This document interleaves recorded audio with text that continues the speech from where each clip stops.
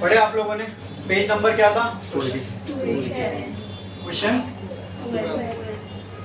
Question 12, page 287। Books में अपने ये पेज नंबर, क्वेश्चन नंबर लिख लिया करो, ठीक है। क्वेश्चन में क्या बोला था? Value of mutual inductance of two coil is 10 micro henry. ये क्या है? 10 माइक्रो हेनरी। किसकी वैल्यू दी हुई है? किससे रिप्रेजेंट करूं? एम से। Very good. माइक्रो की जगह क्या आ जाएगा? 10⁻⁻⁶। ओ सॉरी, माइक्रो नहीं है, ये मिली है। मिली माइक्रो होता तो ऐसा होता ना, मिली हेनरी। 10⁻³ आएगा मिली के लिए। आगे क्या बोला? If the current in one coil changes from 5 ampere to 1 ampere. तो सीधी सी बात है, म्यूचुअल इंडक्टेंस से मतलब दो कॉइल होगी, एक में करंट सप्लाई से दे रहे होंगे और दूसरे में बन रहा होगा। तो current changes from 5 to 1 ampere, तो जाहिर सी बात है जो प्राइमरी वाली कॉइल है उसी की बात हो रही है, क्योंकि करंट तो उसी में दे रहे हैं। 5 एम्पियर से करंट किसमें चेंज हो रहा है? 1 एम्पियर में। तो क्या मैं बोल सकता हूं current initial is equal to 5 ampere, हाँ, और करंट फाइनल कितना हो गया? 1 एम्पियर। तो मुझे आप बता सकते हो चेंज इन करंट कितना होगा? हाँ बोलो। 4 एम्पियर का, ठीक है। माइनस फाइनल माइनस इनिशियल अगर करेंगे तो -4 आएगा, लेकिन अपन उसकी मॉड वाली वैल्यू लेंगे, पॉजिटिव वैल्यू लेंगे, ठीक है। Next, calculate the value of EMF induce in the other coil. आपको क्या फाइंड करना है? ये था इवन, और आपको कुछ फाइंड करने बोला। क्या फाइंड करने बोला? म्यूचुअल इंडक्टेंस हो रहा है, ठीक है। तो क्या ईएमएफ इंड्यूस होगा दूसरे वाले कॉइल में? तो वही ईएमएफ आपको निकालना है, EMF induce. Also calculate the value of induced charge passing through the coil. किसकी वैल्यू निकालना है? चार्ज की, ठीक है। और क्या दिया हुआ है? रेजिस्टेंस ऑफ कंडक्टर कितना दिया हुआ है आगे? 5 ओम, ठीक है। मुझे आप बताओ म्यूचुअल इंडक्टेंस में ईएमएफ का फॉर्मूला क्या होता है?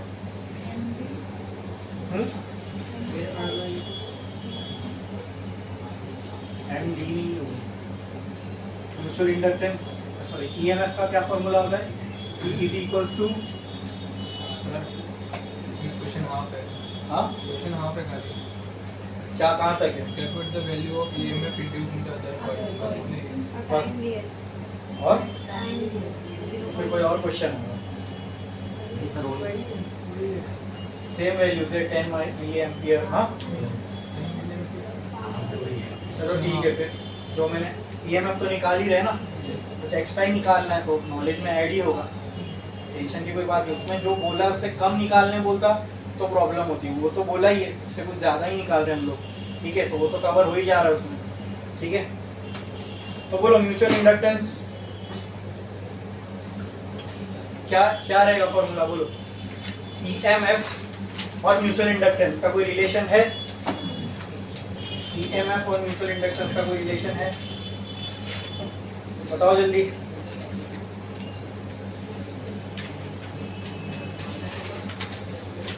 ईएमएफ और म्यूचुअल इंडक्टेंस का कुछ रिलेशन है?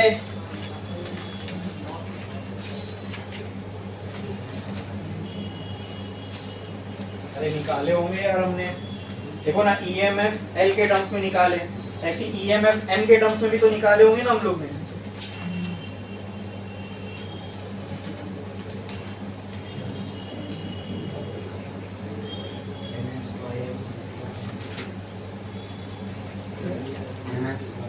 हाँ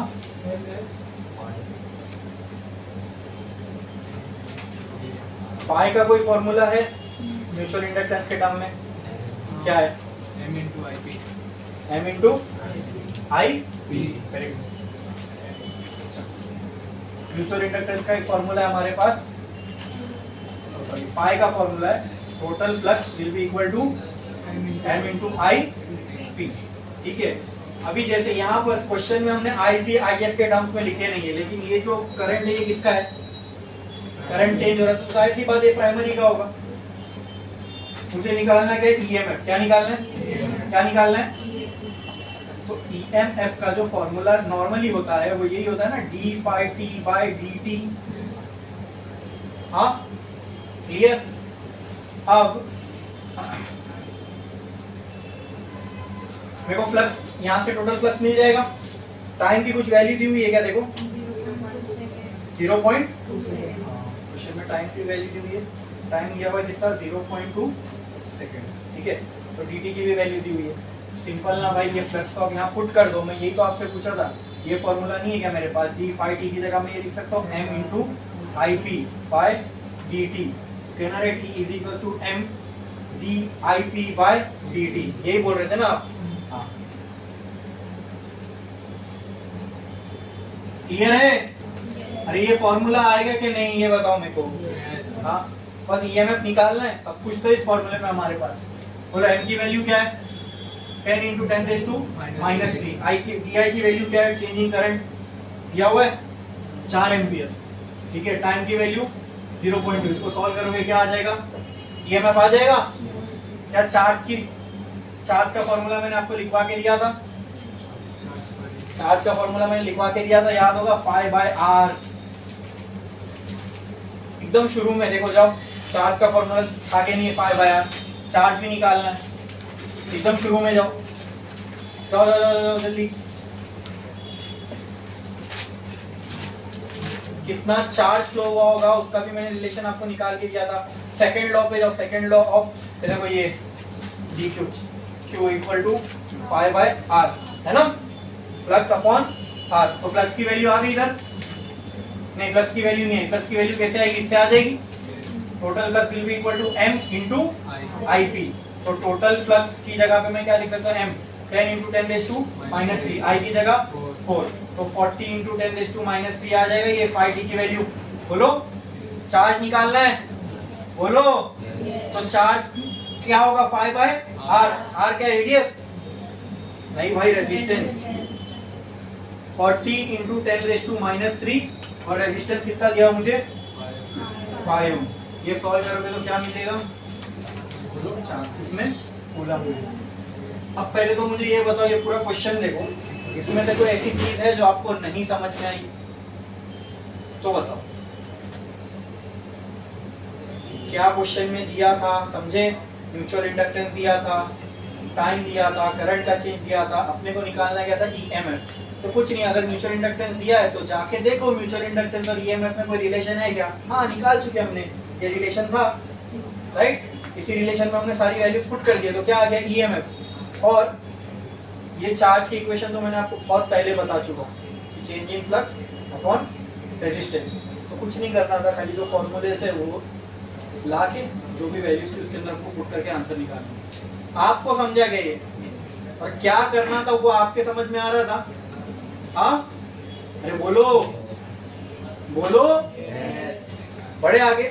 ये क्वेश्चन बताओ मुझे, the primary and secondary coil of a transformer each have inductance of, question number 15 page 287।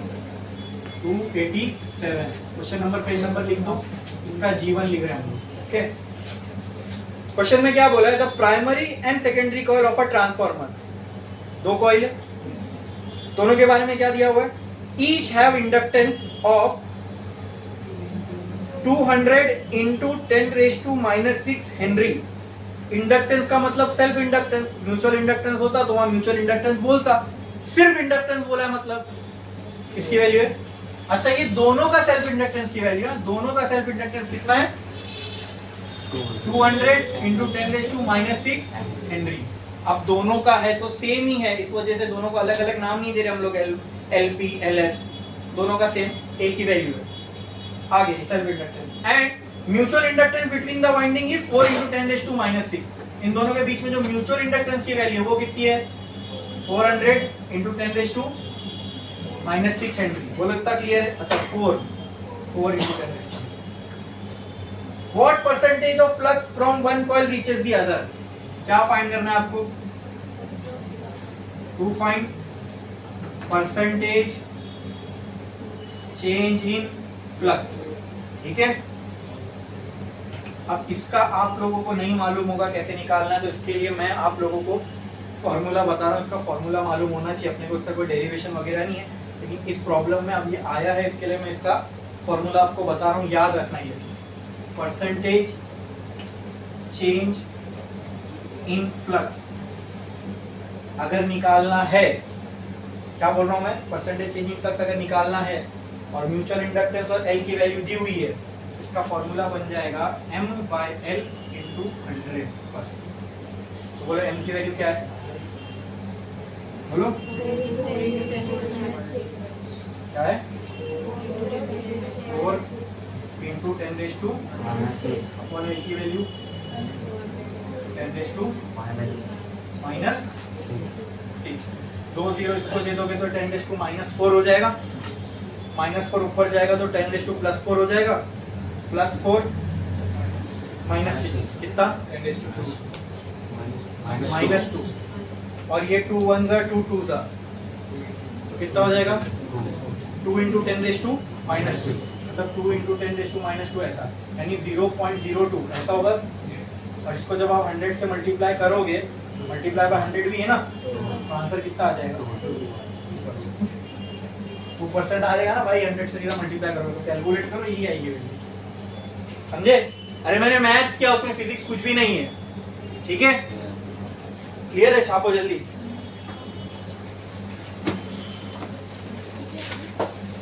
जल्दी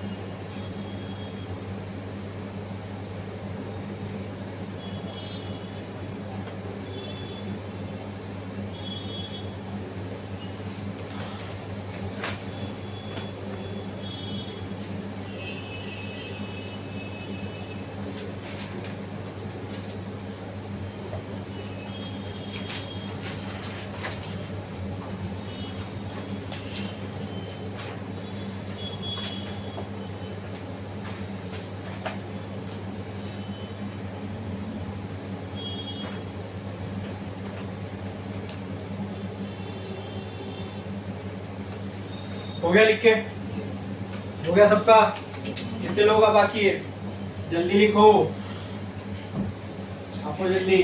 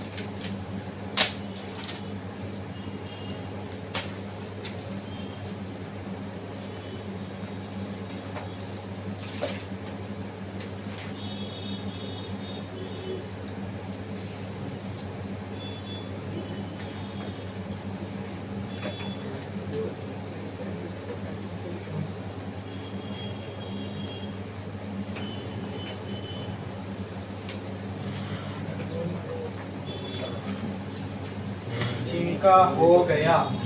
बोलो इस क्वेश्चन पे आओ और मुझे इसका नंबर बताओ। An EMF of 96 millivolt is induced in the winding of coil. 30. Question 30. 30. 13. Question 13 page 27. Page number question number लिख लेना। इसका जीवन जरा ट्राई मारो, बताओ मुझे आप लोग कुछ इससे क्या आ रहा है, क्या लगता है आपको, क्या क्या गिवन है, जरा लिखने का ट्राई करो अपनी बुक्स के अंदर।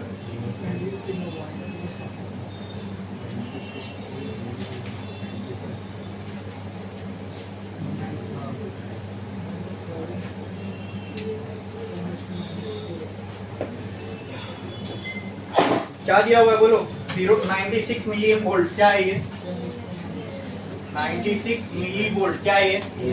वेरी गुड, क्या बात है। ईएमएफ दिया हुआ है 96 इंटू मिली की जगह 10⁻³ वोल्ट। आगे क्या बोला है?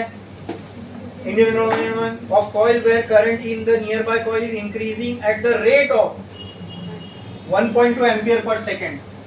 1.2 एम्पियर पर सेकेंड, ये क्या दिया हुआ है? रेट ऑफ करंट बोला है, rate of current. I by T भी बोल सकते हो या D I by D T बोल दो, ये ज्यादा यूज हुआ है ना अपने को, D I by D T बहुत जगह पर।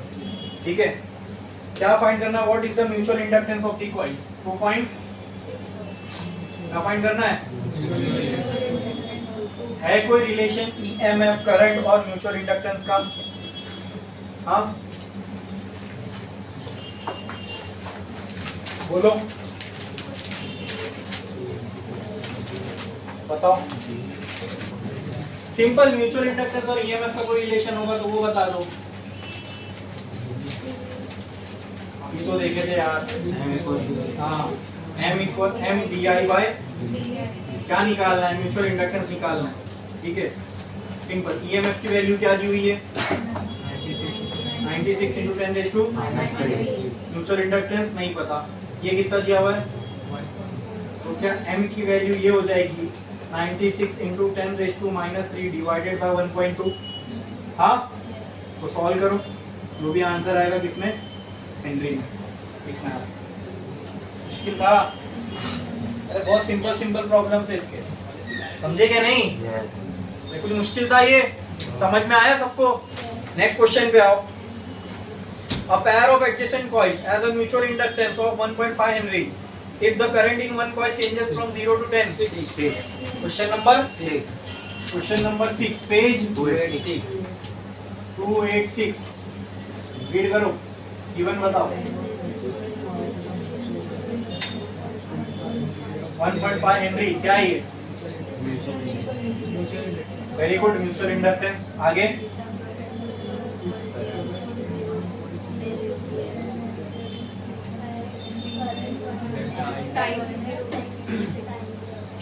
If the current in one coil changes from 0 to 10 ampere, तो क्या मैं बोल सकता हूँ डायरेक्ट DI दिया हुआ है 10⁻0 10 एम्पियर। हाँ, फिर इन DT दिया हुआ है 0.2 second. What is the rate of change of flux linked with the other coil? क्या फाइंड करना है? Rate of change of flux का मतलब क्या होता है? Rate of change of flux, very good, D phi by D निकालना है। म्यूचुअल इंडक्टेंस दिया हुआ है, करंट दिया हुआ है, कोई रिलेशन?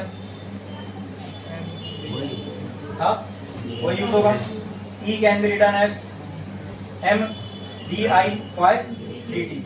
इसको सॉल्व करोगे तो क्या मिलेगा? ईएमएफ मिलेगा। बोलो ई की वैल्यू क्या है? एम की वैल्यू क्या है? 1.5 इंटू डी आई की वैल्यू 10 और इसकी वैल्यू 0.2 है ना। यहाँ 10 से मल्टीप्लाई कर दो तो ये 2 हो जाएगा, यहाँ भी 10 से मल्टीप्लाई कर दो तो ये 100 हो जाएगा। ये 2 ये 100, ये 2 ये 100, बराबर बराबर, समझो। ये 2 हो गया, ये 100 हो गया। अगर ये 2 ये 100 हो गया तो इस पूरे का आंसर 50 हो जाएगा। हाँ, 50 और यहाँ एक पॉइंट है तो वो 0 से ये गया तो 15 इंटू 5 बचेगा। 15 5 ये हो गई ईएमएफ की वैल्यू, ये हो गई। लेकिन निकालने क्या बोला है? D phi bye dt. तो हमको मालूम है ईएमएफ क्या होता है डी फाइव बाय तो यही वैल्यू किसकी हो गई हाँ अरे आ गई ना भाई डायरेक्ट वैल्यू Yes. हाँ equal to D phi by D T sir अगर खाली चेंज ऑफ फ्लक्स बोला है चेंज ऑफ फ्लक्स बोला है हाँ। उसको चेंज कर दो rate of change of flux नहीं बोला है नहीं हाँ तो rate of change of flux कर दो उसको ठीक है rate of change of flux तो क्या मैं बोल सकता हूँ D phi by D T is equal to V and D phi by D T की वैल्यू क्या आ गई 75 फ्लक्स का क्या होती है वेबर पर सेकेंड ठीक है क्लियर है समझे कि नहीं समझे नेक्स्ट सर तो फिर इधर आंसर और गलत है कहाँ क्या वहाँ पे क्या आंसर दिया हुआ है? 50 वेबर. कितना 50. हाँ, गलत है 75 मेरे मेरे नोट्स में हाँ, ये बुक में देखो 75 तो आंसर सही कर लो इन लोग की बुक्स में 75 है और हम लोग की बुक में 50. सही कर दो 75 इज द राइट आंसर मेरे पास भी हो ठीक है मेरी नोट्स में भी 75 ही है ठीक है कर लो सही तो बड़ा प्रॉब्लम है ये सब जब ऐसे आंसर यहाँ गलत दिए होते ना अभी सामने अपन लोग कर रहे तो वेरिफिकेशन के लिए अपने पास है कि हाँ ये सही है गलत जब बच्चा अकेले करता है ना उसका तब दिमाग घूमता है कितना भी कर ले ये आ ही नहीं रहा है वहाँ फ्रस्ट्रेशन हो जाती है स्टूडेंट को मोटिवेशन खत्म होती है पढ़ाई की ये नहीं होना चाहिए next A toroidal ring made from a bar of length. Question 16. 16. Page 87. Page number और रूम नंबर नहीं क्वेश्चन नंबर लिख लो गिवन ठीक है इसका गिवन बताओ मुझे टोरॉइडल रिंग टोरॉइड है made from a bar of length 1 metre मतलब एक रॉड लिया आपने उसके ऊपर आपने रिंग माउंट करते गए या तो आप ऐसा समझो एक रॉड को आपने ऐसा मोड़ दिए और उसके ऊपर आप रिंग बनाते गए तो टोरॉइड ही बन गया ना तो उस रॉड की जो लेंथ है वो कितनी है 100 centimeter. 100 सेंटीमीटर दिया हुआ है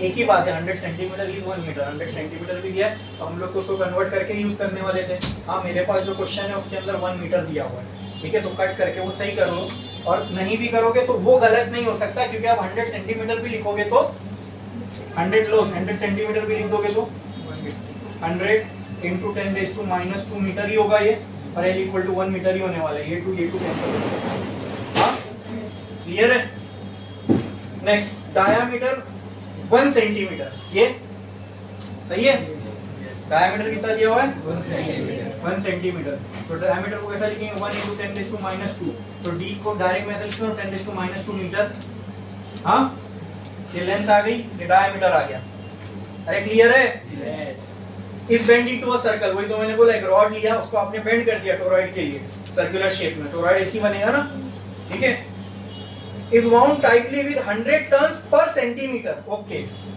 ये क्या दिया हुआ बोलो 100 टर्न्स पर सेंटीमीटर कौन सा दो है ना हमारे पास कैपिटल और एक स्मॉल Capital.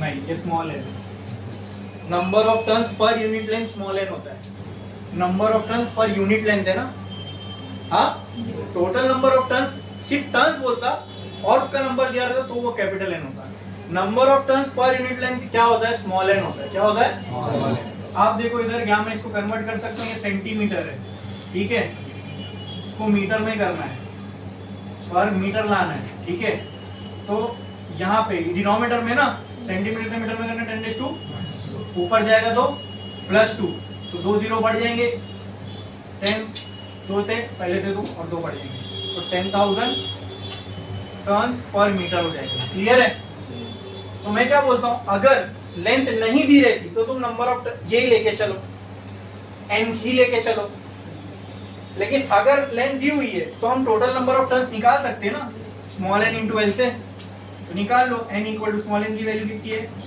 10,000 इंटू एल की वैल्यू 1 एन इक्वल टू अब इसके आगे मैं लिख सकता हूँ खाली टर्न्स है ना क्योंकि मैंने इसको स्मॉल एन से मल्टीप्लाई कर दिया क्लियर है अरे क्लियर है आगे बढ़ते हैं if the permeability of bar is equal to that of free space, यानी इसकी परमिएबिलिटी की वैल्यू अपने को दी हुई है, वो क्या है, म्यू नॉट। म्यू नॉट की वैल्यू हम जानते हैं कितनी होती है, हाँ 4 पाई इंटू 10⁻², ठीक है। आगे कैलकुलेट मैग्नेटिक फील्ड इनसाइड बार, क्या क्या फाइंड करना है, पहले मैग्नेटिक फील्ड फाइंड करना है इनसाइड बार, मतलब टोरॉइड के अंदर, राइट। बार जो है उसके ऊपर कॉइल लगी हुई है, टोरॉइड है वो। अब टोरॉइड के अंदर बार है तो जो मैग्नेटिक फील्ड बनेगी वो बार के अंदर ही बनेगी, रॉड के अंदर बनेगी। पहला magnetic field under bar find करना है, bar when current circulating through turns is 100 ampere, मतलब एक और चीज गिवन में दी हुई है, वो क्या, बोलो, करंट कितना है, 1 एम्पियर है। तो आप लोग की बुक में 100 है, आप लोग की बुक में, आप लोग की बुक में, किसकी किसी बुक में 100 है ना, और आप लोग की बुक में 100 कर दो उसको। अब मेरे से जो मैच कर रहा है मैं वही करा रहा हूँ, क्योंकि वही उसमें यूनिफॉर्मिटी बनी रहे, ठीक है। Also determine the self inductance of the coil, एक और चीज निकालना है दोस्तों यहाँ पे, सेल्फ इंडक्टेंस, क्लियर है, हाँ। तो बड़े आगे सोल्यूशन की तरफ चलते हैं। सबसे पहले निकालना है मैग्नेटिक फील्ड, किसकी, तो क्या होता है मैग्नेटिक फील्ड ऑफ टोरॉइड का फॉर्मूला, बोलो, म्यू नॉट एन आई। अब यहाँ पे टोटल नंबर ऑफ टर्न नहीं चाहिए, स्मॉल एन चाहिए, वो भी है हमारे पास, म्यू नॉट भी हमारे पास। म्यू नॉट की वैल्यू क्या है, 4 पाई इंटू 10⁻², एन की वैल्यू 10,000 इंटू करंट 100, ठीक है। ये कितने, 4 5 6, एक 0 यहाँ बचेगा, ठीक है। सॉल्व कर लेना इसको, टेस्ला में, ठीक है, आपको करना। नेक्स्ट क्या बचा, सेल्फ इंडक्टेंस। तो सेल्फ इंडक्टेंस का कोई फॉर्मूला है, देखो बताओ मुझे, हाँ हाँ हाँ, क्या है, म्यू नॉट एन, नहीं सेल्फ इंडक्टेंस निकालना है ना अपने को, n into di upon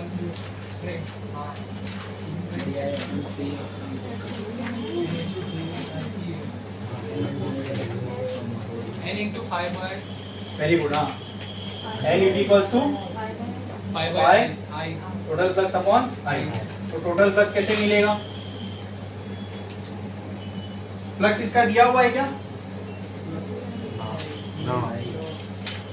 अच्छा। टोटल फ्लक्स हम लोग कैसे निकाल सकते हैं दोस्तों, B इंटू ए से, हाँ, अपॉन आई। अब क्योंकि देखो टोटल फ्लक्स और कोई तरीका नहीं है मेरे पास, तो मुझे फ्लक्स का फॉर्मूला मालूम है, B इंटू ए होता है, आगे कॉस थीटा भी होता है, ठीक है। अब यहाँ पे थीटा के रिलेटेड कुछ आइडिया तो दिया हुआ नहीं है, तो लेट अस कंसीडर थीटा की वैल्यू 1, हाँ।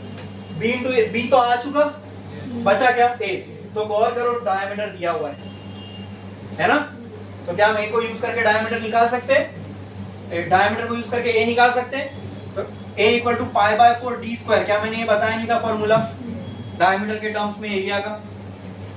इसमें आप डी की वैल्यू पुट करोगे, ये मल्टीप्लीकेशन नहीं है भाई, अलग से मैं यहाँ लिख देता हूँ, a is equal to pi by 4 into D, कितना होगा 10⁻² द होल स्क्वायर, ये हो जाएगा 10⁻⁴। तो कहना है L is equal to B की वैल्यू क्या आई 4 पाई, जो भी यहाँ से b की वैल्यू आएगी वो यहाँ पुट करो, मल्टीप्लाई बाय a की वैल्यू क्या आई पाई बाय 4 इंटू 10⁻⁴, यही आएगी ना, हाँ, अपॉन आई कितना था 100। इसको सॉल्व करोगे तो क्या मिलेगा, L हेनरी में। समझे कि नहीं समझे, हाँ बोलो। फिजिक्स तो यहीं तक थी, इसके बाद तो सारा मैथ्स था, लेकिन समझ में आया कि नहीं, अरे बोलो, पक्का करो कॉपी जल्दी।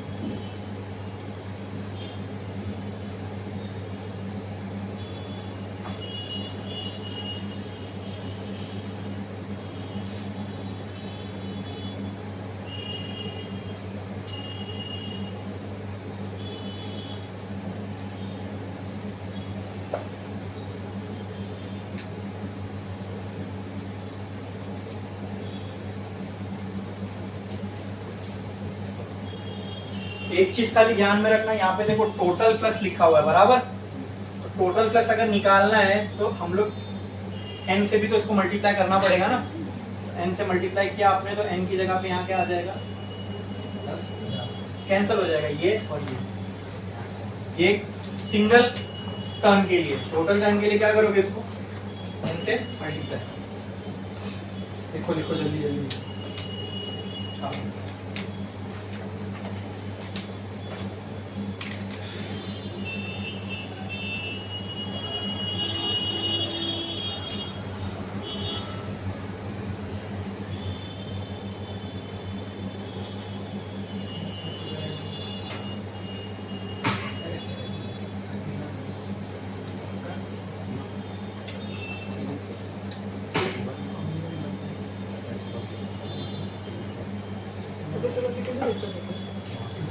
साढ़े आठ साढ़े आठ से 11 8 हो जाते हैं।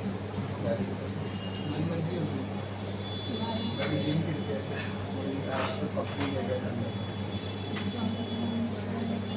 आज कुछ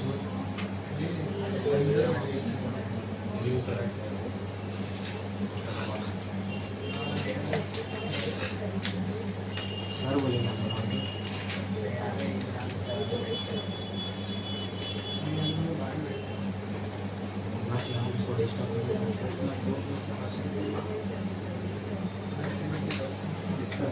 वो एंट्री मार के बोलते हैं पर देना इस तरह अंदर खड़े रहेंगे इसको एंट्री मारे ना ये एंट्री कर देगा तो समझ गया मैंने एक्टिविटी बोला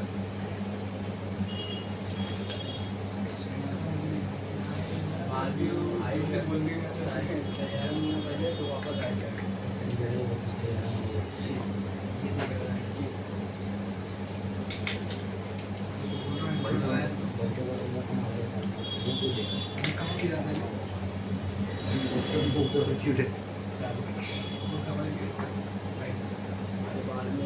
भोजपुरी गाना बजा रहे फिर आया करते थे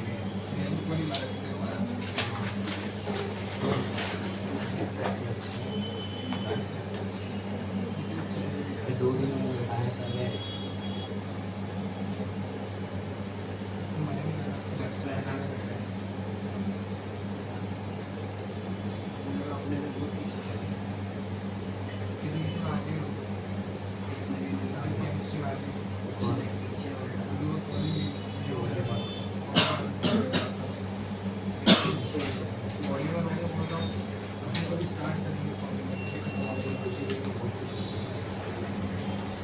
हो गया।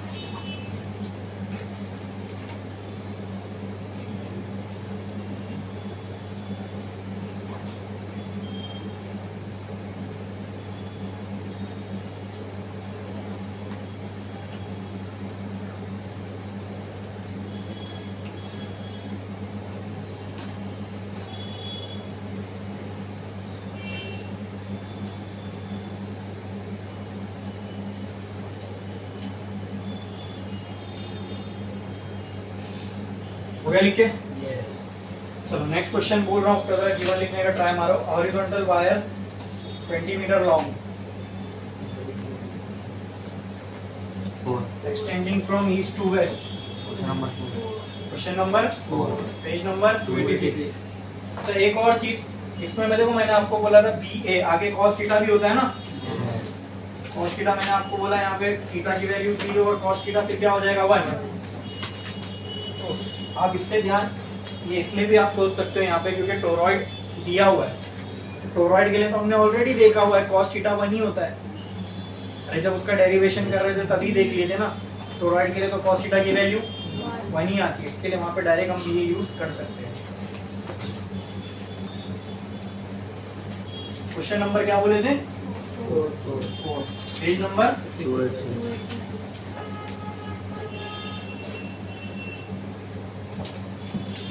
रीड करो गिवन निकालने का ट्राई करो जल्दी, मुझे बताना, मैं लिखूंगा।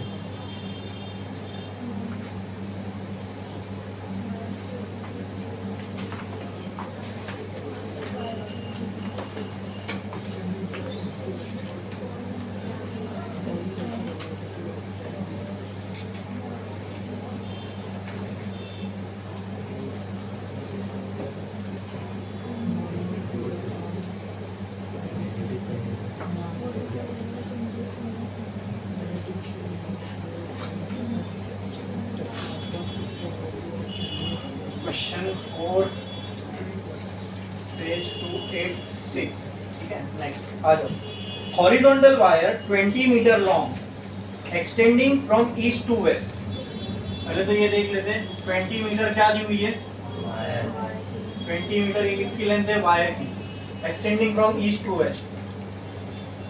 डायरेक्शन में ये होता है नॉर्थ साउथ ईस्ट वेस्ट। एक वायर है ऐसे ईस्ट वेस्ट में एक्सटेंड की गई है, ईस्ट वेस्ट में एक्सटेंड की गई है और गिर रही है with the velocity normal to earth magnetic field. ये वायर ऐसे नीचे की तरफ गिर रही है, ठीक है, और इसकी जो वेलोसिटी है अर्थ के मैग्नेटिक फील्ड से नॉर्मल बना रही है। नॉर्मल मतलब परपेंडिकुलर, यानी हो सकता है मैग्नेटिक फील्ड ऐसी होगी, है ना, तभी तो ये परपेंडिकुलर भाई तभी हो सकती है ना, ये दिख रहा है, समझे, ये सिनेरियो दिया हुआ है। आगे क्या बोला है, east to west is falling with the velocity of 10 metre per second. तो ये क्या है 10 मीटर पर सेकंड दोस्तों, बोलो वेलोसिटी। आगे normal to earth magnetic field, ये इंपॉर्टेंट है, ये जो अभी पढ़ा मैंने, इसकी जो वेलोसिटी है गिरने की, जो यानी इसका जो मोशन है, वेलोसिटी जो है इसकी, वो क्या है मैग्नेटिक फील्ड से नॉर्मल। नॉर्मल का मतलब समझता है, परपेंडिकुलर, ठीक है। तो ये परपेंडिकुलर गिर रही है किससे, मैग्नेटिक फील्ड से, यानी मैग्नेटिक फील्ड ऐसी है तो ये ऐसा गिर रही है। मान लो अगर ये ऐसा गिर रही होती तो मैग्नेटिक फील्ड इससे कुछ भी हाल में गिर रही है तो मैग्नेटिक फील्ड इससे क्या है, ये क्वेश्चन में बोला। और उस मैग्नेटिक फील्ड की वैल्यू दी हुई है हमें कितनी, अर्थ की मैग्नेटिक फील्ड की वैल्यू दी हुई है 10⁻⁴ टेस्ला। तो ये होगी मैग्नेटिक फील्ड की value. Clear? What is the value of induced EMF in the wire? क्या फाइंड करना है हमको, ईएमएफ इन दी वायर। बोलो कैसे करेंगे, क्या फॉर्मूला यूज होगा? B है हमारे पास, V है हमारे पास, L है हमारे पास और ईएमएफ निकालना है। चेक करो, बताओ है कोई ऐसा फॉर्मूला? हाँ बोलो, सीधा सीधा समझ में आ रहा है ना। मैंने यही तो हमेशा बोला हूँ आपको, क्वेश्चन पढ़ के जिसने गिवन समझ गया, गिवन निकालना समझ गया, क्या निकालना है वो पता चल गया, 70% प्रॉब्लम सॉल्व, खुद ही दिमाग बता देता है। ईएमएफ का फॉर्मूला क्या होगा, VBL। अब ये तो मैंने आपको बताया था कि जो साइन थीटा है,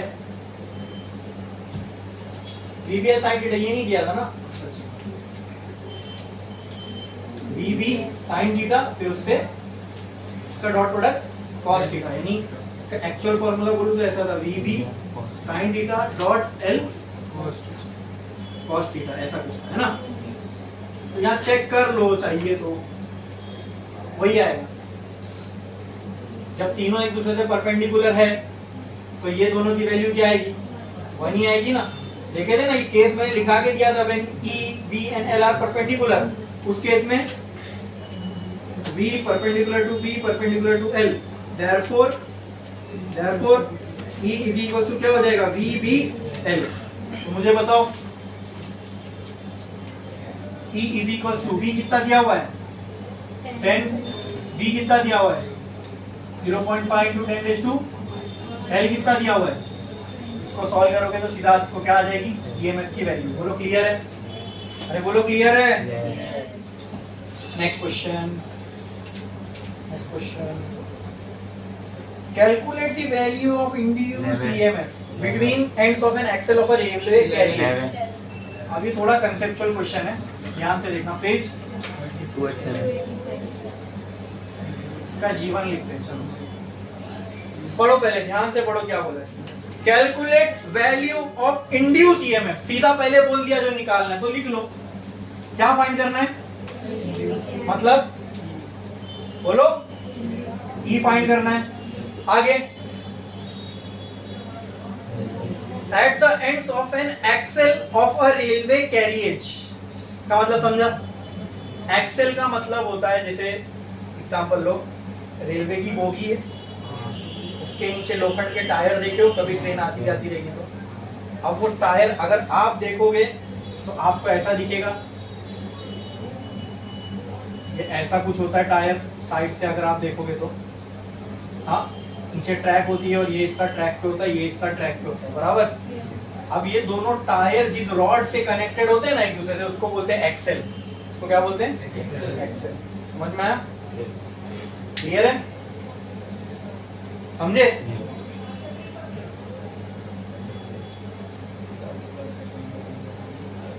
induce, calculate the value of induce EMF at the end of an axle of a railway carriage 1.75 metre long. यानी ये जो रॉड है इसकी लेंथ दी हुई है कितनी? 1.75 मीटर। देखे होंगे ना, लगभग उतनी चौड़ी होती है एक ट्रैक पे पटरियां, तो जितनी पटरियों के बीच की गैप है लगभग उतना ही एक्सेल भी होगा, है ना। Long, travelling on level ground with a uniform velocity of 50 kilometre per hour. तो ये 50 किलोमीटर पर आवर क्या दिया हुआ है? हाँ, वेलोसिटी। लेकिन वेलोसिटी की स्टैंडर्ड यूनिट क्या है? Metre per second. इसको करना पड़ेगा, किलोमीटर को मीटर में करोगे तो 10⁻3, आर को पहले मिनट में करोगे तो 60 आ जाएगा, इसको 60 सेकंड में करोगे तो और 60। तो ये पूरी तामझाम करने से अच्छा है ना, ये मैं आपको बता दे रहा हूँ 5/18 ही आएगा। तो सॉल्व करके देख लेना, 5/18 ही आता है, ठीक है। तो ये हो गई v की वैल्यू, तो ये किस में हो जाएगा? मीटर पर। तो 5/18 से मल्टीप्लाई कर दोगे तो किस में आ जाएगा? मीटर पर सेकंड में। आगे, the vertical component of earth magnetic field BV, मतलब मैग्नेटिक कंपोनेंट ऑफ अर्थ के मैग्नेटिक फील्ड का वर्टिकल कंपोनेंट कितना दिया हुआ है? 5 × 10⁻⁵ टेस्ला। और निकालना है ईएमएफ। जरा क्वेश्चन पढ़ो, क्या क्या दिया हुआ है पहले वो समझ लो। क्या क्या दिया हुआ है? V दिया हुआ है, B दिया हुआ है, L दिया हुआ है। क्वेश्चन देख के बता सकते हो क्या यूज होगा, और ईएमएफ निकालना तो इजीली आ जाएगा इससे। हाँ, ये रटा हुआ आदमी कर सकता है, कोई भी कर सकता है ना, फॉर्मूला मालूम है, ये चीजें दी हुई है। लेकिन मैं अगर आपको इसका एक्चुअल अभी समझाने जाऊं कि ये क्या है, तो समझो इसको, इसमें क्या हो रहा है ना। बहुत प्रैक्टिकली अगर आप इसको समझोगे तो समझने के लिए बहुत अच्छी चीज है ये। इमेजिन करो, ये ट्रैक है, इस ट्रैक पे से ऐसे रेल गाड़ी जा रही है, अर्थ के पास भी मैग्नेटिक फील्ड होती है, ये पता है। तो हर पॉइंट पे, किसी भी पॉइंट, दुनिया का कोई एक पॉइंट ले लो, वहां पे मैग्नेटिक फील्ड ऐसी टेढ़ी मिलेगी, ऐसी मिलेगी, ऐसी मिलेगी, कैसी भी मिल सकती है। लेकिन वो कैसी भी रहने दो, उसके आप दो कंपोनेंट निकाल सकते हो। Magnetic field is a vector quantity, तो उसका कोई भी डायरेक्शन रहने दो, आप हॉरिजॉन्टल से थीटा लेके उसका दो एंगल निकाल सकते हो क्या? तो अगर मान लो यहाँ पर ऐसी रेल की पटरी बिछी हुई है, उसके ऊपर ऐसी ट्रेन जा रही है, बराबर, तो एक्सेल भी ये डायरेक्शन में चल रहा होगा। हाँ, अब मान लो किसी एक पॉइंट पे मैग्नेटिक फील्ड का डायरेक्शन ये है, ये, तो इसके दो कंपोनेंट निकाल सकता हूं मैं, एक ऐसा और एक ऐसा, राइट? अरे बोलो, हॉरिजॉन्टल से ये कंपोनेंट क्या हो जाएगा? b cos theta. हॉरिजॉन्टल से ये कंपोनेंट क्या हो जाएगा? तो ये कंपोनेंट को हम बोलेंगे horizontal component of magnetic field of अर्थ, बराबर। और ये कंपोनेंट को बोलेंगे vertical component of magnetic field of, कोई मैग्नेट थोड़ी भैया, अर्थ की मैग्नेटिक फील्ड की बात हो रही है। क्लियर है? पेन बताओ। तो horizontal component of magnetic field of earth हमेशा ऐसा होगा, parallel to earth. Vertical component of magnetic field हमेशा ऐसा होगा, परपेंडिकुलर टू अर्थ। ये समझ में आ रहा है क्या? हाँ कि ना? बोलो। अब मुझे बताओ, ट्रेन ऐसी चल रही है, रॉड भी ऐसी जा रहा है, तो इसको कौन सी वाली फील्ड ईएमएफ इसका बना सकती है? परपेंडिकुलर वाली कि पैरेलल वाली? कौन सी? अगर आपको याद होगा, मैंने आपको बताया था ये मैग्नेटिक फील्ड का डायरेक्शन है, वेलोसिटी भी इसी डायरेक्शन में, तो वेलोसिटी और मैग्नेटिक फील्ड दोनों क्या हो गई? क्या हो गई? पहले ये बताओ क्या हो गई? वेलोसिटी का डायरेक्शन और मैग्नेटिक फील्ड का डायरेक्शन क्या हो गया? पैरेलल। क्या हो गया? E is equal to VB sine theta dot L cos theta, right? V और B के बीच में एंगल कितना है? अभी तो आपने बताया, अगर साइन 0 है तो ये पूरा टर्म 0, ये 0 तो ये पूरा टर्म 0। अगर आपको याद हो गया, आप भूल गए, तीनों में से कोई एक भी दूसरे के पैरेलल हो तो ईएमएफ 0 आता है। E V B में से तीनों में से कोई दो एक दूसरे से पैरेलल हो तो मैंने क्या कहा था? आग बंद करके वहां पे आप लिख सकते हो 0। तो ये पैरेलल वाली मैग्नेटिक फील्ड ईएमएफ बना सकती है क्या? आपको मैग्नेटिक फील्ड वही लेना पड़ेगा जो वेलोसिटी के तो वेलोसिटी के परपेंडिकुलर कौन सी मैग्नेटिक फील्ड है अर्थ की? हॉरिजॉन्टल वाली, वर्टिकल वाली? कौन सी वाली? इसलिए क्वेश्चन में वर्टिकल कंपोनेंट स्पेसिफाई किया। देखो किया है क्या नहीं? किया है क्या नहीं? कंसेप्चुअली बहुत अच्छा क्वेश्चन है। हाँ, रट्टू पोपट के ऐसा याद करोगे तो वो तो फॉर्मूला बेस्ड नहीं, गलत तो नहीं है वो, और आपको कोई गलत भी नहीं बोल सकता, लेकिन वो फिर ऐसा हो जाएगा खाली फॉर्मूला देखा आंसर। वो ये इजी था क्योंकि VBL दिया हुआ डायरेक्टली निकाल सकते हो, लेकिन जैसा मैं आपको बता रहा हूँ, अगर इस क्वेश्चन में हॉरिजॉन्टल भी दे दी थी तो फिर वाट लग जाती तुम्हारी, फिर सोचते बैठ जाते क्या करना है। ठीक है, तो आप कंसेप्चुअली सोच के देखोगे तो समझ में आएगा। हॉरिजॉन्टल वाली मैग्नेटिक फील्ड की वजह से कभी नहीं बन पाएगा ईएमएफ। क्यों? क्योंकि वो पैरेलल हो गई ना वेलोसिटी से। अगर लेंथ या वेलोसिटी, मैग्नेटिक फील्ड या वेलोसिटी या लेंथ, तीनों में से कोई दो भी एक दूसरे के पैरेलल है, आग बंद करके ईएमएफ 0। मैंने आपको समझा चुका हूं ऑलरेडी। ठीक है, एक ही कंपोनेंट इसका मैग्नेटिक फील्ड का बना सकती है, कौन सा? जो परपेंडिकुलर हो, और वो कौन सा है यहाँ पे? वर्टिकल वाला। समझे? इसलिए वर्टिकल वाला कंपोनेंट दिया हुआ है। समझ में आया कि नहीं? अर्थ का वर्टिकल कंपोनेंट अर्थ से क्या होगा? परपेंडिकुलर। अर्थ का हॉरिजॉन्टल कंपोनेंट अर्थ से क्या होगा? पैरेलल। समझ में आया ना? अभी मैंने दिखा। तो आप देखो, ये वाला कंपोनेंट अर्थ की मैग्नेटिक फील्ड का ऐसे ऊपर की तरफ जा रहा है, तो अर्थ से तो परपेंडिकुलर है, लेकिन हमारी रॉड से भी परपेंडिकुलर है ना भाई। रॉड की वेलोसिटी इस डायरेक्शन में, अभी ये माना ना मैंने, ये मैग्नेटिक फील्ड का डायरेक्शन, ठीक है, और लेंथ ऐसे आगे की तरफ बाहर आ रही है। लेंथ ऐसी बाहर आएगी ना, तो हो गए ना तीनों एक दूसरे से परपेंडिकुलर। तो इसलिए हम लोग यहाँ पे क्या यूज कर सकते हैं अब? E is equal to VBL। अब पुट करो, V की वैल्यू 50 इंटू 5 बाय 18, V की वैल्यू 5 इंटू 10⁻⁵, और L की वैल्यू 1.75। सबको सॉल्व करोगे तो ये मिल जाएगा डायरेक्ट। समझे? लेकिन दोस्तों यहाँ पे अपने को ये लिखना पड़ेगा यार, V perpendicular to B perpendicular to L है, तभी मैं ये यूज कर सकता हूँ, वरना इसका पूरा वो फॉर्म यूज करना पड़ता है, VB साइन थीटा ब्रैकेट में dot of L cos theta. समझे? तो समझे कि नहीं? चलो नेक्स्ट आगे। अब एक और मजेदार क्वेश्चन है।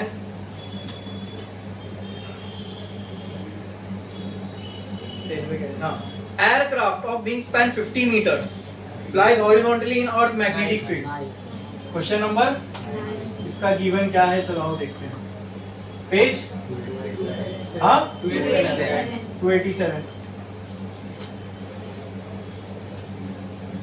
पेज 287, और इसका गिवन देखें। ठीक है, इसके गिवन में क्या बोला है? Aircraft of wing span 50 metre. Aircraft की जो विंग्स है उसका स्पैन मतलब एक विंग के एंड से दूसरे विंग के एंड तक की लेंथ, इसी को बोलते हैं विंग स्पैन।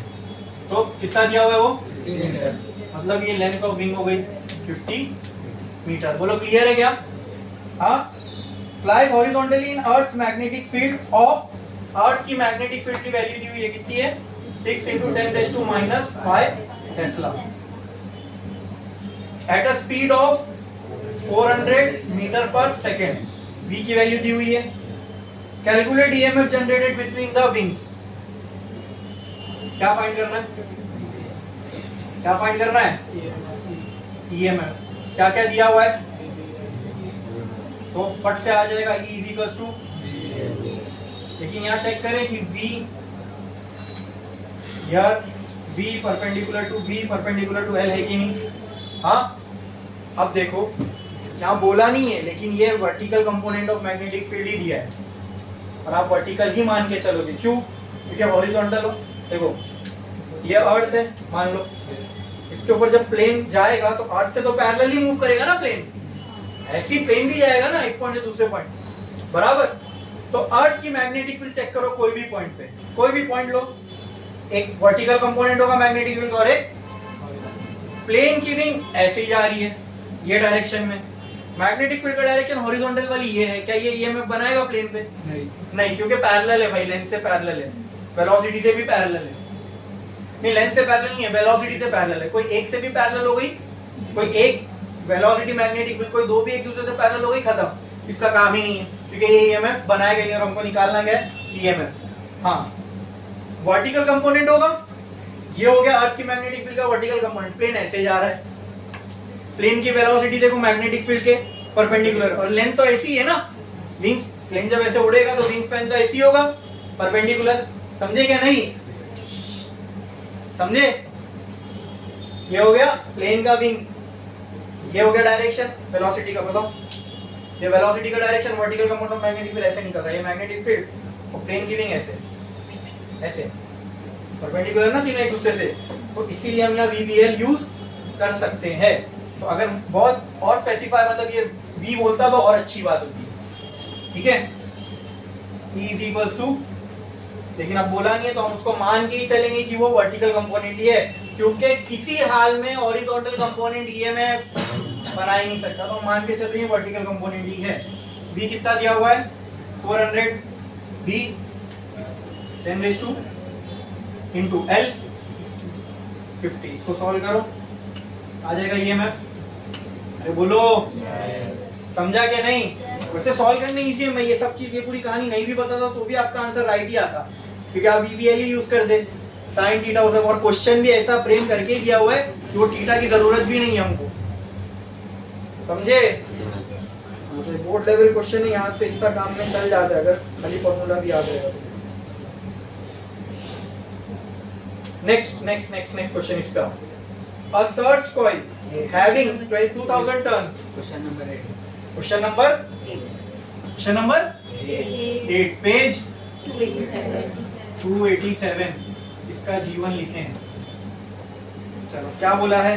बस सर्च कॉइल, सर्च कॉइल का मतलब बता देता हूँ, ऐसी कॉइल जो मैग्नेटिक फ्लक्स को डिटेक्ट करने के लिए काम आती है, उसको बोलते हैं सर्च कॉइल। मतलब आप ये समझ लो सॉलिनॉइड जैसी होगी कॉइल, ठीक है? हैविंग 2000 टर्न्स, यहाँ डायरेक्ट दिया हुआ है 2000 टर्न्स, क्या है ये? कैपिटल एन, नीचे कुछ सेंटीमीटर मीटर नहीं दिया हुआ है, तो डायरेक्ट कैपिटल एन की वैल्यू है। With area 1.5 centimetre square, 1.5 centimetre square, ये क्या है? एरिया, लेकिन सेंटीमीटर स्क्वायर में अपने को चलता है क्या? नहीं, अपने को तो मीटर स्क्वायर चलता है, 10⁻² करें तो हो गया ये मीटर में? अरे नहीं भाई, स्क्वायर है तो स्क्वायर भी करना पड़ेगा, तो A will be equal to 1.5 into 10⁻⁴ metre square, समझे? अरे समझे कि नहीं? बोलो जल्दी। आगे, place in magnetic field of 0.60 tesla. अब ये टर्न, ये कॉइल जो है 0.60 बराबर टेस्ला की मैग्नेटिक फील्ड में रखी गई है, तो वो B होगा। आगे क्या बोला है? The coil is move rapidly out of the field in time 0.2 second. एक इसकी वैल्यू दी हुई है टाइम की, बराबर। एक कॉइल है जिसके टर्न्स इतने हैं, जिसका एरिया इतना है, उसको खींचा जा रहा है 2 सेकंड के लिए, उसको पकड़ के खींचा के लिए मैग्नेटिक फील्ड में। तो सिंपल सी बात है, जब मैग्नेटिक फील्ड में किसी को खींचोगे मोशनल ईएमएफ की कहानी बन जाती है ना? हाँ, calculate the induce EMF across the coil. आपको क्या निकालना है? EMF induce across the coil. क्या फाइंड करना है? EMF across the coil. अरे भाई आप खींचोगे तो उसके अंदर से फ्लक्स चेंज होगा, फ्लक्स की वजह से ईएमएफ इंड्यूस होगा, तो बताओ कितना आएगा ईएमएफ इसका? बोलो। ईएमएफ का फॉर्मूला क्या है? जो जो चीजें दिख रही है, मैग्नेटिक फील्ड दिख रहा है, एरिया दिख रहा है, ईएमएफ का फॉर्मूला क्या यूज कर सकते हो? जीवन देख के सोचो ना, बस खत्म। E is equal to d∅/q, ये यूज कर सकता हूँ, क्योंकि फाई का फॉर्मूला होता है सर b इंटू ए। बी भी दिया हुआ है, ए भी दिया हुआ है, तो फ्लक्स आ जाएगा, टाइम भी दिया हुआ है, कहानी खत्म। अच्छा, ये टोटल फ्लक्स होता है ना, बराबर। तो फ्लक्स का फॉर्मूला क्या हो जाएगा, बी ए कॉस थीटा। यहां मान के चलते हैं कॉस थीटा इक्वल टू क्या है, 1 है, तो phi will be equal to B into A. लेकिन अपने को तो टोटल फ्लक्स चाहिए, तो टोटल फ्लक्स इसके बराबर हो जाएगा एन बी ए के बराबर। अब E इक्वल टू पुट कर दो, D phi T by D T, E equal to D phi T की जगह क्या आएगा, अरे डायरेक्ट ही लिख सकता हूँ ना यार, एनबीए खत्म, टोटल फ्लक्स ही तो चाहिए मुझे। हाँ, एनबीए अपॉन dt की जगह 0.2, ठीक है। E will be equal to n की वैल्यू, हाँ कितनी, 2000, V की वैल्यू 0.60, A की वैल्यू 1.5%.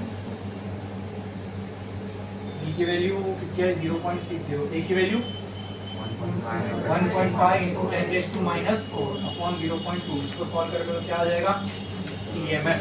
क्लियर है, समझा कि नहीं समझा, पक्का बोलो, इसमें किसी को कोई डाउट है, पक्का क्लियर है कि नहीं समझा, पक्का पक्का पक्का। छापो, कुछ इसमें और दिया हुआ है क्या, मैग्नेटिक फील्ड इसमें रैपिडली,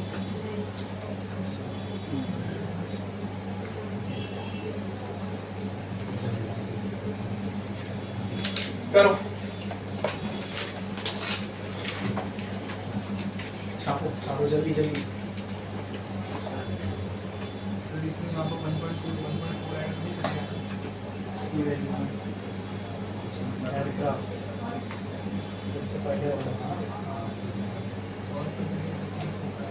1.4 आ रहा है, क्या लिए वैल्यू तुमने, की वैल्यू क्या है, एयरक्राफ्ट वाला क्वेश्चन है ना, 400 इंटू 6 ×−5 इंटू, तो कुछ गलती कर रहा हूँ कैलकुलेशन, 1.2 ही है, चेक करो, अगर तो 0 0 खत्म कर दो ना जिसके लिए,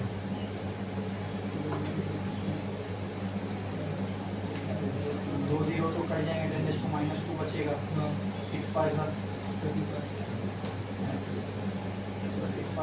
6 3 4 12 आ जाएगा ना।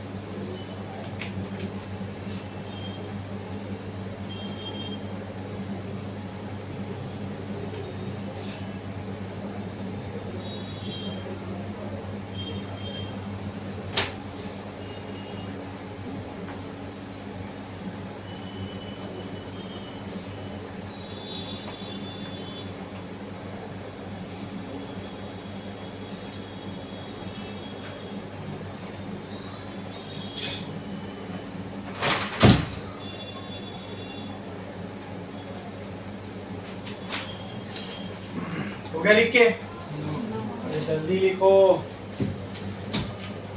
फटाफट।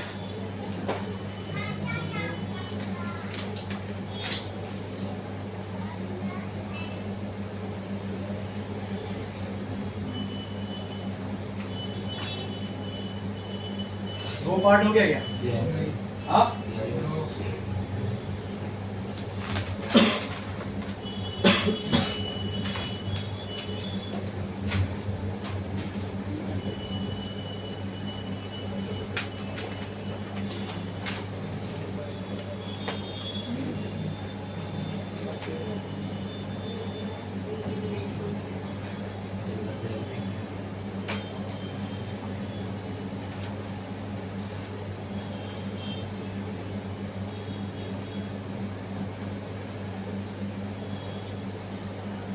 चलो सब लोग पेन नीचे रखो, हाथ में टाइम दूंगा लिख लेना।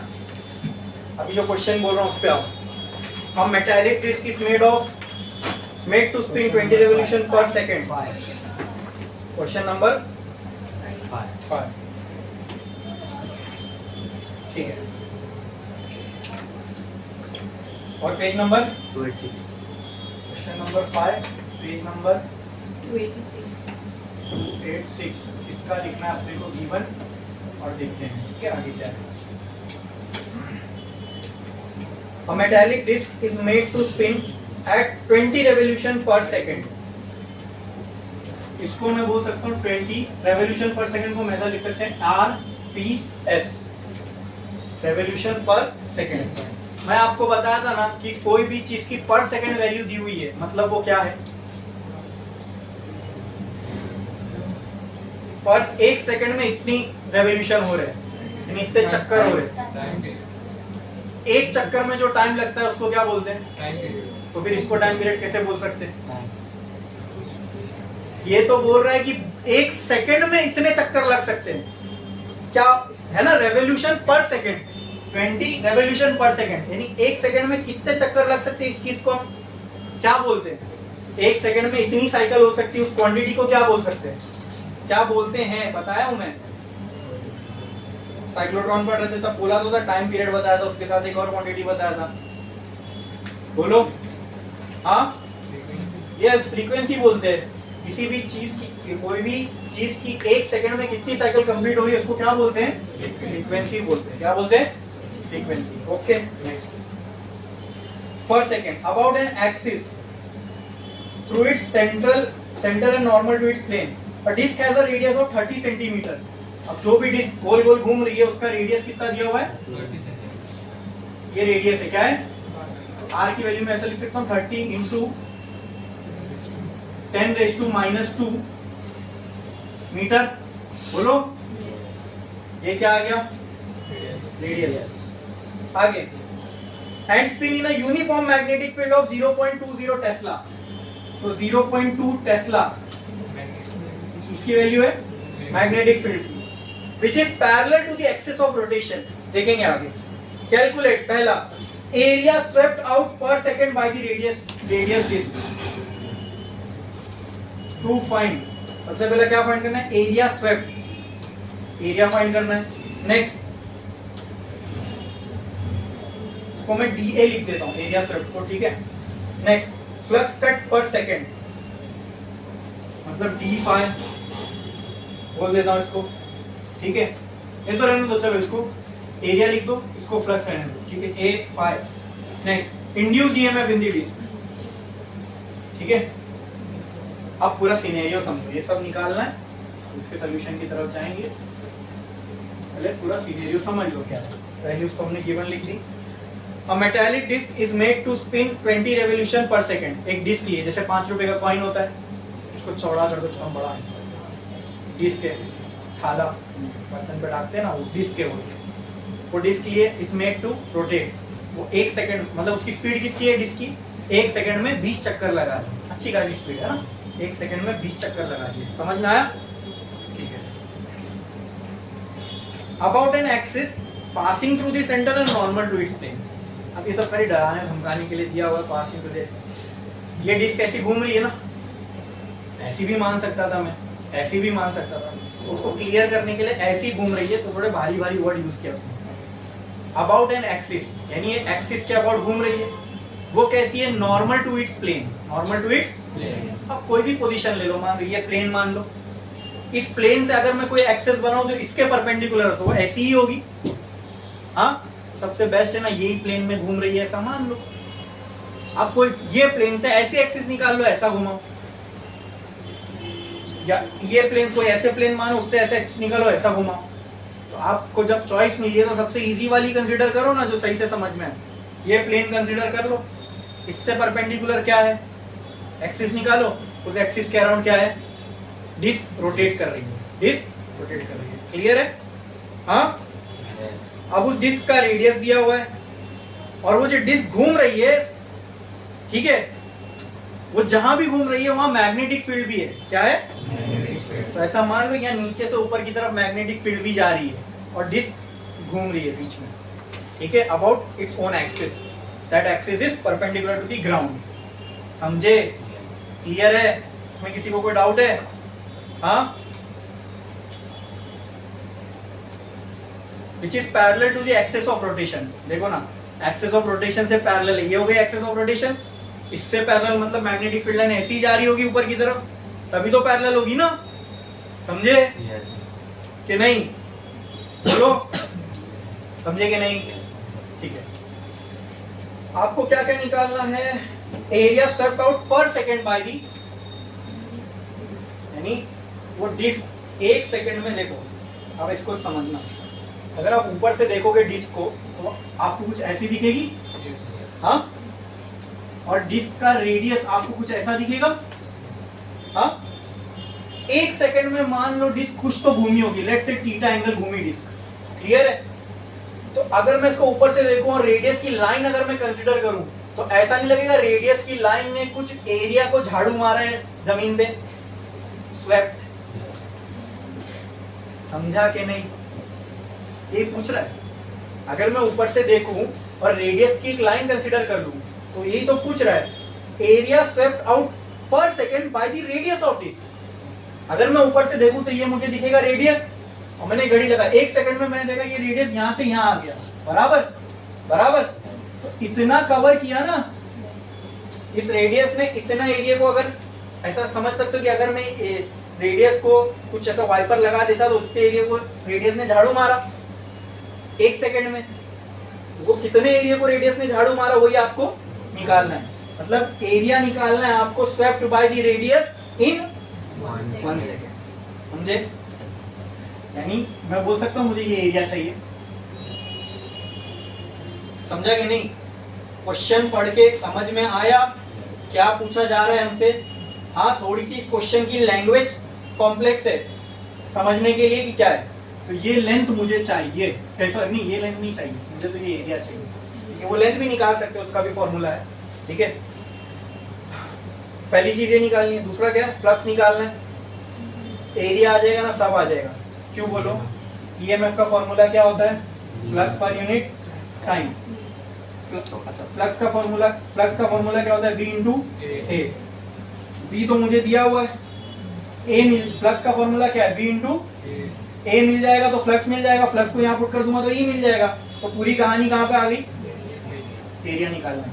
पहले ये एरिया निकाल के दो मुझे, समझ में आया? बोलो क्लियर है? समझा? हाँ, इसको एक तरीका बताऊं आपको समझने का, ऐसा समझो इसको। जब भी कोई ऐसा टुकड़ों में, इसका डायरेक्ट फॉर्मूला भी है, area is equal to theta by 2 R square. ये फॉर्मूला है डायरेक्ट एरिया ऑफ सेक्टर का। एरिया ऑफ सेक्टर का फॉर्मूला है ये भाई, पूरा सर्कल है, उस सर्कल का एक टुकड़ा एरिया ऑफ सेक्टर हो गया, ठीक है? लेकिन इसको समझने का एक तरीका दूं आपको, जिससे आपको ये फॉर्मूला याद करने की जरूरत नहीं पड़ेगी। मुझे आप बताओ, अगर मुझे ये लेंथ निकालनी होती, ये लेंथ, इसका फॉर्मूला याद है? मैंने आपको बताया था, ये लेंथ निकालनी, जैसे ये लेंथ एल है, ये थीटा है, ये आर है, ये लेंथ निकालनी ना, बचा के ये दो ना। आर्क वाले मालूम, जब हम लोग आर्क निकाल रहे थे magnetic field due to arc, वहां मैंने बताया था L is equal to R theta होता है। हाँ, आर थीटा, आर यही लेंथ है ना दोस्तों। जस्ट इमेजिन अगर ये पूरा सर्कल हो जाएगा तो क्या यही लेंथ 2 पाई आर नहीं होगी? सोचो, अरे सोचो, अगर ये लेंथ पूरा सर्कल होती, अभी तो ये आर्क है, जस्ट इमेजिन लाइक दिस, अगर ये लेंथ पूरा सर्कल होती तो सर्कल की सरकमफ्रेंस ये लेंथ के बराबर होती, ये पूरी लेंथ उस सर्कल के सरकमफ्रेंस के बराबर होती, जो कि क्या होता? 2 पाई। तो अगर मैं इसको थोड़ा सा दिमाग लगाऊं तो मुझे ये समझ में आ रहा है 2 पाई आर को मैं ऐसा भी लिख सकता हूं। हाँ, तो मुझे बस ये समझ में आ रहा है इस फॉर्मूले में थीटा की जगह 2 पाई आ गया। सोच के देखो, अगर मैं पूरे सर्कल से इस फॉर्मूले को कंपेयर करूं तो मुझे ये समझ में आ रहा है थीटा की जगह 2 पाई आ गया, और ये सही नहीं है क्योंकि पूरे सर्कल के लिए एंगल कितना होगा? 360, 2 पाई के बराबर। हाँ, तो अगर मैं इससे ये निकाल सकता हूं तो मैं इसका वाइस वर्सा भी कर सकता हूं। ये हो गया लेंथ के लिए। अब मुझे बताओ सर्कल की एरिया का फॉर्मूला क्या होता है? पाई आर स्क्वायर। आर को पहले ले लो, पाई बाद में लिख दो। हाँ, तो ये पूरे सर्कल के लिए हुआ, अगर ये पूरे सर्कल के लिए हुआ, ये सर्कल के कुछ टुकड़े के लिए हुआ, बराबर। तो क्या आपको ऐसा नहीं लग रहा? अच्छा, पूरे सर्कल के लिए यहाँ पे क्या होना चाहिए था? 2 पाई। क्या होना चाहिए था? तो लगा दो 2, लेकिन यहाँ 2 लगाओगे तो यहाँ भी 2 चाहिए, हाँ चाहिए ना। अब ये सोच के ये 2, तो इसको मैं ऐसा लिख देता हूँ 2 पाई। ये सोच के अगर किसी सेक्टर का चाहिए होता तो क्या सोचो, आर स्क्वायर तो ऐसे ही रहेगा, 2 तो ऐसे ही रहेगा, थीटा की जगह क्या आ रहा है? ये फॉर्मूला नहीं है, हाँ यही फॉर्मूला नहीं है। ऐसे तुम सोच के भी निकाल सकते हो। अब देखो नथिंग, ये सेक्टर का फॉर्मूला हो गया ना। अब मान लो ये सेक्टर बड़ा हो गया, एक सर्कल बन गया, तो बस ये थीटा की वैल्यू क्या हो जाएगी? 2 पाई। तो 2 pi into R square by 2, 2 cancel, pi R square, circle का एरिया हो गया। तो इस फॉर्मूले को डिड्यूस कर सकता हूं ना मैं यहाँ पे। मैंने तो ऐसे ही निकाला, मुझे याद भी नहीं। अगर मुझे याद भी नहीं है सेक्टर का फॉर्मूला, तो थोड़ा तो दिमाग लगा सकते हो ना। सर्कल का फॉर्मूला तो सबको याद होता है, ये 2 पाई आर भी सबको याद है, ये याद है। तो इससे आप खाली कोई भी सर्कल की अगर थोड़ी सी सर्कमफ्रेंस की लेंथ है तो भी निकाल सकते हो। अरे समझे गए? ठीक है, चलो समझ में आया? ये एरिया स्वेप्ट कितना करेगा मैं लिख देता हूं। ये क्या है? Area swept